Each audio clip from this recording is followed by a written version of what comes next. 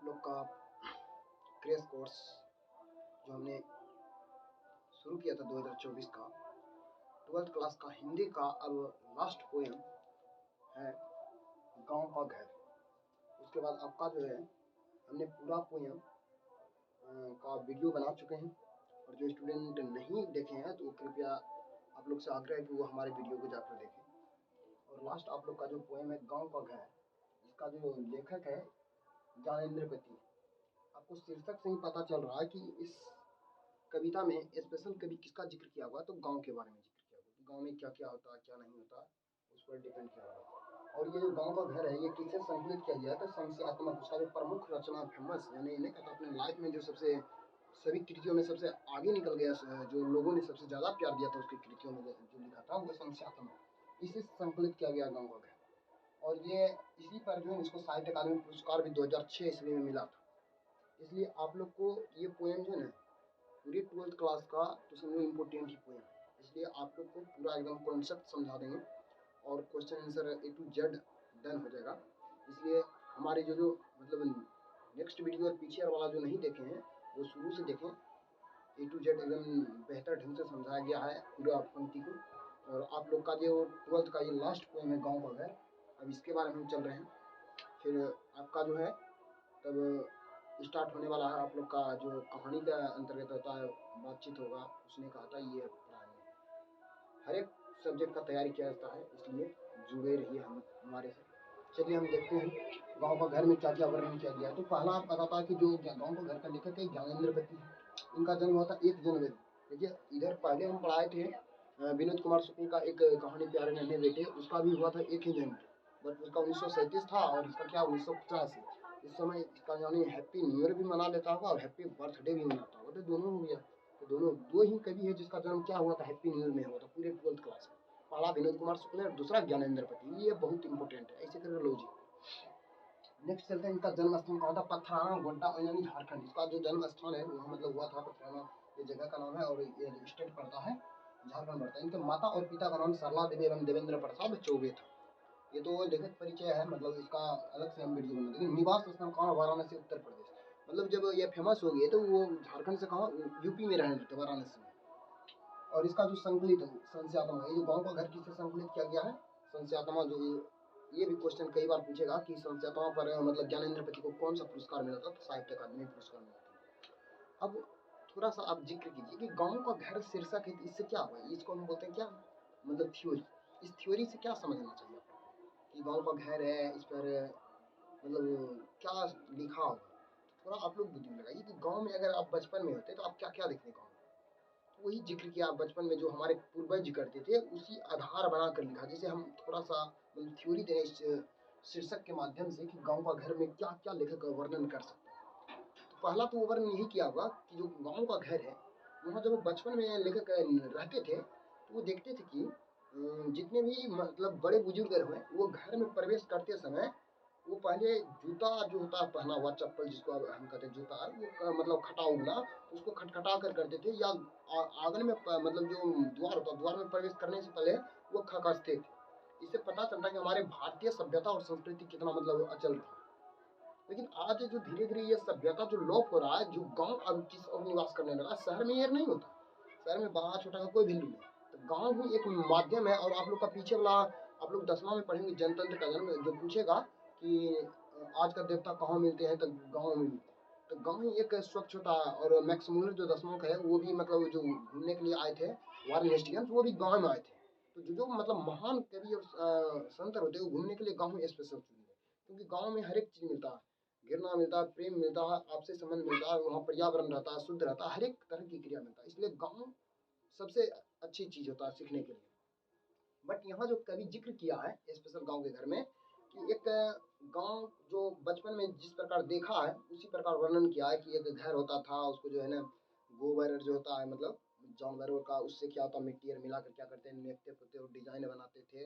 और वह सभ्यता संस्कृति में जो घर में प्रवेश करते थे बुजुर्ग सब, उसके लिए क्या करते थे कुछ नियम थे। उसके बाद क्या होता था कि मतलब जो मवेशियर पालते होंगे उसका दूध एक जगह से दूसरे जगह ट्रांसफर करता था। कभी ये देखा था, उसको ठौना दूध कहते हैं। और प्रति महीना मतलब होने पर क्या होता था वो मतलब पैसा तहसील लिया जाता था और देखा कि उस समय हम लोग जो है ना लालटेन से प्रयोग करते थे, डिबिया डिबिया और जला जला कर पढ़ते थे, ये देखा।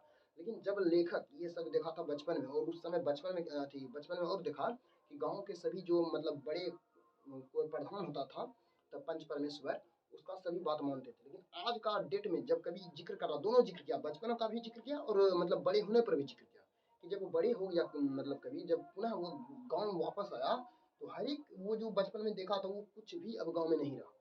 चारों का चेंजिंग गया था, परिवर्तन आ गया। जहाँ डिबिया और लालटेन जलता था, उस जगह पर क्या अब जल रहा है, पूरी तरह कभी बता रहा है, उस जगह पर जो है ना एक तरफ से क्या हो गया, बिजली दौड़ गया, इधर आ गया है। मतलब पहले टीवी किसी ने प्रस्ताव, जो भी शादी करता दहेज में टीवी मांगने लगता है, ये करने लगता है, चारों घर एक जगह से रोशनी दूसरे जगह उस समय नहीं जाता था। लेकिन आज क्या हुआ कि जब गाँव आया लेखक, देखा तो ये तो क्या, चारों बजे बिजली दौड़ गया, इसका रोशनी उसके पास जा रहा है। मतलब बहुत तरह की प्रक्रिया का वर्णन उन्होंने कभी नहीं किया आपने। उस समय मतलब गाँव की कुछ रीढ़ की हड्डी झुरझुरा गई थी, इसका मतलब होता है जितने भी नियम कानून है वो सभी गाँव गाँव, इसका मतलब गाँव अब गाँव नहीं रहा। जो जब लेखक लौटा तो गाँव अब गाँव नहीं रहा, वो किस और मतलब बढ़ने लगा, शहर की ओर बढ़ने लगा। तो इस तरह जिक्र किया था। और आप लोग को पंक्ति हम अब पढ़ रहे हैं, किताब है तो किताब लेकर देखिए, हम ए टू जेड पंक्ति को पढ़ेंगे और आपको समझाएंगे। चलिए, लेखक ये बचपन का पहले जिक्र कर रहा है कि बोलता गाँव का घर, पंक्ति हम पढ़ रहे हैं, गाँव के घर के अंतःपुर की वह चौखट, टिकली साटने के लिए सहजन के पेड़ से छुड़ाई गई गोंद का वह सीमा। मतलब एक सहजन जिसको हम लोग ठेठ में जो बोलते हैं सोजीना, उसी का मतलब पेड़ से क्या हुआ, जो गोंद होता था उस समय, गोंद का मतलब लट्ठार जो होता है उससे तोड़ लेता था। और जो मतलब महिलाएं सब होती थी उस समय क्या करता था, जो मतलब घर होता था उसका जो मतलब गेट और नहीं था, जिसको दरवाजा अथी, उसका जो दरवाजा का जो अथी सांगल होता, उसमें क्या करता था, अपने टिकली को क्या करते थे, साड़ देते थे। और कहीं जाती थी मतलब वही हमेशा मतलब एक ही टिकली का उपयोग करते रहती थी। इसलिए लिखता टिकली साटने का सहजन के पेड़ से छुड़ाई गई अंतःपुर की वह चौखट, उस चौखट के बारे में वर्णन किया। आगे लिखता है, जिसके भीतर आने से पहले, मतलब उस घर का जो चौखट है उसके अंदर आने से पहले, जिसके भीतर आने से पहले खांस कर आना पड़ता था बुजुर्गों को। जितने भी उस समय के बड़ा बुजुर्ग होते थे वो खांसते थे, उसके बाद क्या करते थे, घर के अंदर यानी चौखट के अंदर प्रवेश करते थे या खखस देते थे। प्राय वह उसके उधर ही रुकना पड़ता था, इतना नहीं, खांस कर खांस भी देता था, वो उधर ही रहता था, जो भी काम रहता था अपना मतलब बोल देता था और उधर से आ जाता था, फिर वहां से वो निकल जाता था।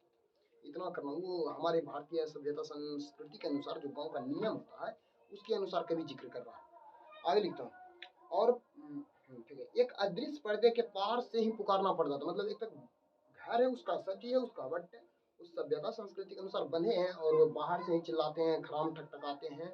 और पर्दा का बाहर मतलब चौखट का जो है ना, चौखट का बाहर ही रुककर जो जितने भी काम हो गए, खाना पीना वो सब कर वहीं से फिर अपना काम धंधा की ओर निकल पड़ते हैं। ये हमारे भारतीय सभ्यता संस्कृति करता है, एक नियम है और ये गाँव का, ये एकदम निश्चितता को दर्शाता है।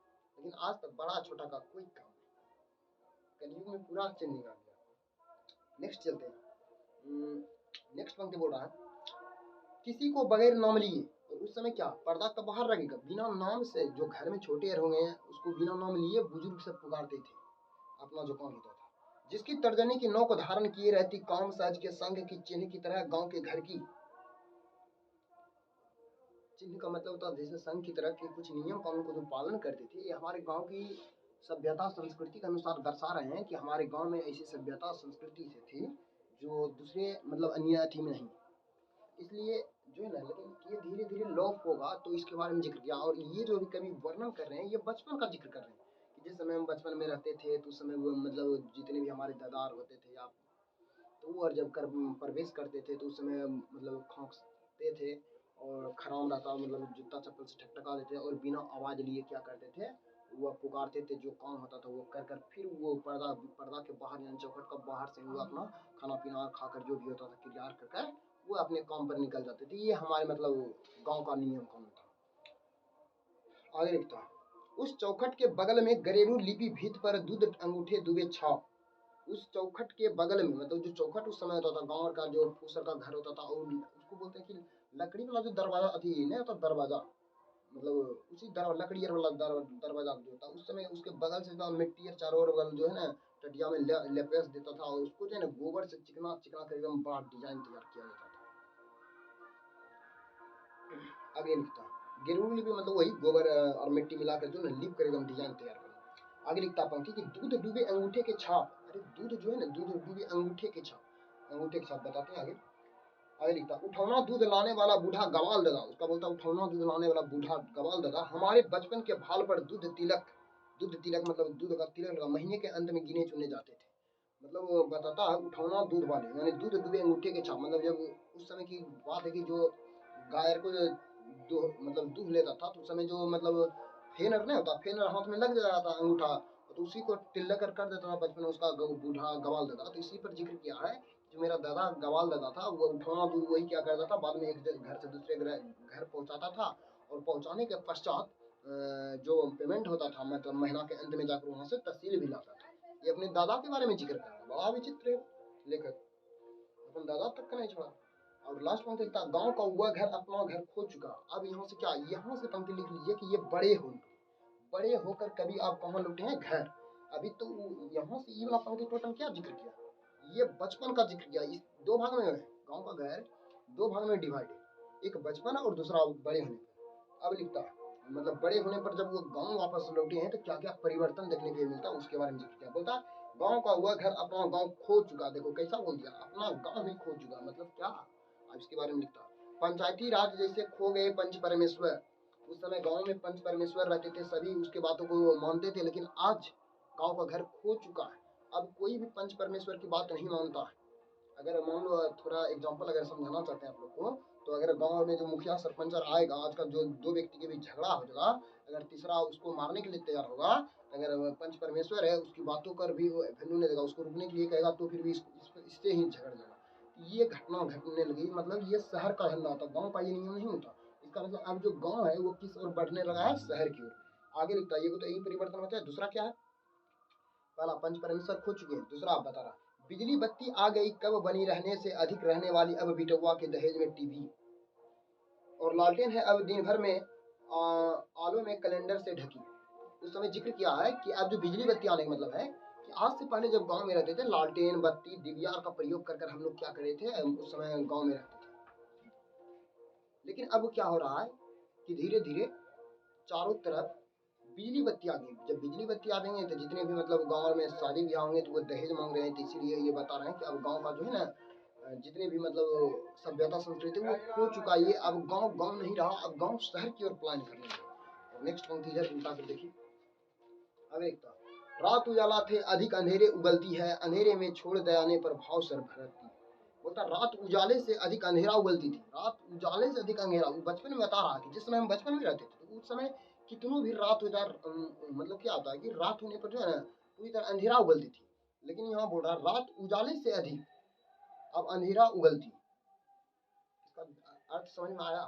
और एक पंक्ति आप होता अंधेरे में छोड़ जाने के भाव से भरकती, जब चकाचौंध रोशनी के मध्य ऑर्केस्ट्रा बज रही कहीं पर पट भिड़काओ। मतलब होता अब क्या हुआ, चारों ओर बिजली बत्ती आ गई है तो अब पता नहीं चलता कि दिन हुआ या मतलब रात हुआ, मतलब आज का डेट में नहीं पता चलता। अच्छा दिन और रात में कोई फर्क हो, चारों ओर बिजली बत्ती आ गया, लेकिन उस समय पता चलता था कि दिन दिन होता, रात रात में क्या होता था, दिव्या लेकर पढ़ता था, बैठता था, ये करता था, बट लेकिन आज वो सब क्या हो चुके हैं, खो चुके हैं। यही पर जिक्र करते हुए कवि ने अपने आदर्शता यानी बोलो तो उसकी जो है आत्मा को ठेस पहुंचा। जो मैं गांव बचपन में देखा था वो गांव अब गांव रहा नहीं।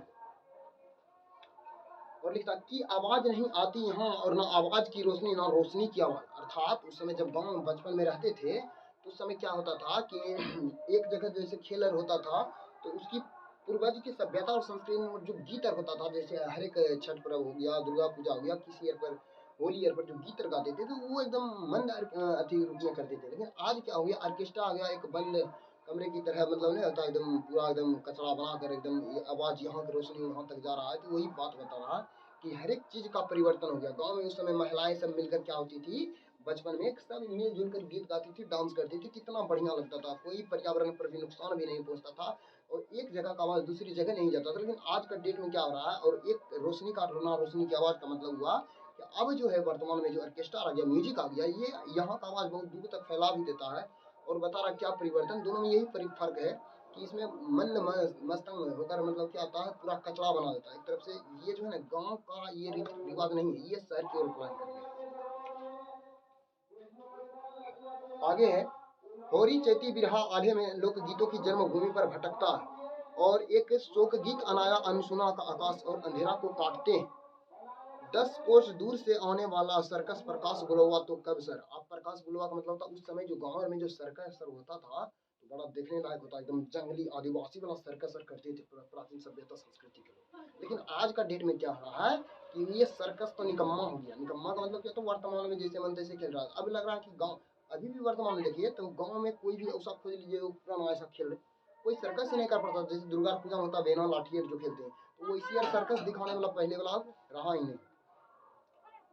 और लास्ट में लिखता है कि जैसे गिर गया हो गजेंद्रों का गवाल कर हाथी, उन दांतों की जरा धूल गई और छिन जाते जंगल में। मतलब ये सारी सभ्यता संस्कृति बता रहा है।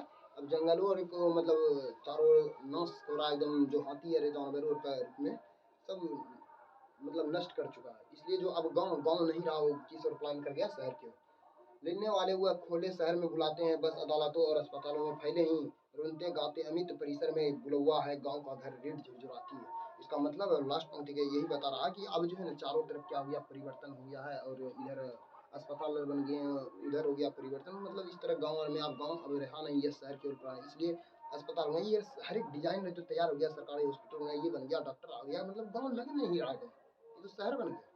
यही पर जिक्र करते हुए बोलता गांव का ये रीढ़ पूरी तरह झुरझुरा गई, जो मतलब नष्ट हो गई। तो पहला क्वेश्चन आंसर देखते हैं। इतना भी कोई दिक्कत होगा तो आप कमेंट करके बता सकते हैं। पहला क्वेश्चन है, कवि की स्मृति में घर का चौखट इतना जीवित क्यों। कवि की स्मृति में घर का चौखट इतना इसलिए जीवित है, अभी भी कुछ हमारे पूर्वज की यादें जो भारतीय सभ्यता संस्कृति है उसको हम लोग अभी भी ढो रहे हैं, इसलिए उसको लगता है अभी कुछ जिंदा है, बट कुछ नष्ट भी हो गया, ये याद रखिएगा। नंबर 2 का क्वेश्चन है, पंच परमेश्वर के खो जाने को लेकर कवि क्यों चिंतित है। पंच परमेश्वर को खो जाने को लेकर कवि इसलिए चिंतित है क्योंकि जिस समय गांव में निवास करते थे पंच परमेश्वर, उसके सभी मतलब गांव के निवास लोग उसका बात को मानते थे। बट आज का डेट में जो वर्तमान चल रहा है, ये आज पंच परमेश्वर कोई बात नहीं मानता, इसलिए गांव अब गांव नहीं रहा। जिस प्रकार शहर में कोई किसी का बात नहीं मानता, तो ये गांव अब शहर बन गया, इसलिए पंच परमेश्वर की कोई खो जाने की चिंता थी। की आवाज नहीं आती ना आवाज की रोशनी, रोशनी की आवाज, यह आवाज क्यों आती है, इसका अर्थ आप लोग को समझना चाहिए। एक आवाज यहाँ मान लो कि जिस समय गांव में रहता था उस समय कोई ऑर्केस्ट्रा म्यूजिकल डांसर नहीं था, बिजलियर नहीं था, जिस कारण एक आवाज दूसरी जगह नहीं जाता था। लेकिन आज सभी चीज आने के पश्चात क्या हुआ कि ऑर्केस्ट्रा हो गया, मंद मसंग हो रहा है, तो एक जगह का आवाज दूसरी जगह जा रहा है। कविता में किस शोकगीत की चर्चा, कविता में इस शोकगीत की चर्चा की गई कि गांव अब गांव रहा नहीं, ये पूरी तरह नष्ट हो गया, झुरझुरा गई, इसलिए गांव अब गांव रहा नहीं। सर्कस का प्रकाश बुलाओ, सर्कस का प्रकाश का उस समय जितने भी गांव के लोग रहते थे पूर्वज बूढ़े दादा, वो सब एकदम सर्कस करता था, आदिवासी वाला खेल एकदम जैसे दिखाता था, भाला तिलछुल शेयर करके। लेकिन वो अब वर्तमान में दिखने के लिए नहीं दिखता, इसलिए वह सर्कस अब नष्ट हो चुका, मतलब खत्म हो चुका। और ये क्वेश्चन भी आई है, कितना नंबर 7 नंबर, गाँव के घर की रीढ़ क्यों झुरझुराती है, स्पष्ट कीजिए। मतलब गाँव का घर इसलिए झुरझुराती है क्योंकि अब जो गाँव है वह गाँव रहा नहीं, वहाँ बहुत तरह का परिवर्तन हो गया। क्या क्या परिवर्तन लिख सकता है कि जो मतलब बड़े छोटे होते उसका आदर, जैसे बचपन में देखा था वो होता, गाँव में आदर होता है, ये नहीं रहा। पंच परमेश्वर खो गए हैं, ना दिव्या बत्ती लालटेन का प्रयोग हुआ, चारों ओर बिजली दौड़ गए हैं, इसलिए अब क्यों झुरझुरा रही। तो इसका मतलब वर्तमान में अब जो पहले बूढ़ा गवाल अड्डादार का बात मानते थे, वह घर में आने से पहले खटखटा देते, ये आज वर्तमान में ये सब नहीं चल रहा। पंच परमेश्वर का कोई बात नहीं मान रहा, इसलिए इसकी रीढ़ झुरझुरा।